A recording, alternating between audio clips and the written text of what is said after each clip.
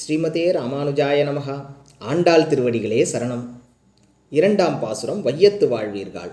இதில் திருப்பார்க்கடல் திவ்ய தேசத்தினை ஆண்டாள் மங்களாசாசனம் செய்கின்றாள். பையத்து என்ற பரமன் அடிபாடி திருப்பார்க்கடலில் அனந்தன் மேல் உறங்குகின்றான். உறங்குவான் போல் யோகு செய்த பெருமான் அந்த வியூக வாசுதேவன் அங்கிருந்தே பலவித அவதாரங்களை எடுக்கின்றான். அதனையே ஆண்டாள் இங்கு பையத்து என்ற பரமன் அடி, அதாவது கண்ணபிரானுடைய அடியை பாட வேண்டும் என்று குறிப்பிடுகின்றாள். திருப்பார்க்கடலிலிருந்துதான் பெருமான் மதுராவில் அவதரித்தான்.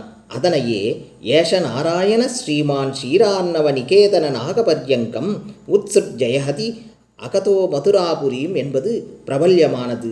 அதனையே பெரியாழ்வாரும் அரவத்தமலையினோடும் அழகிய பார்க்கடலோடும் அரவிந்த பாவையும் தானும் என்று குறிப்பிடுகின்றாள்.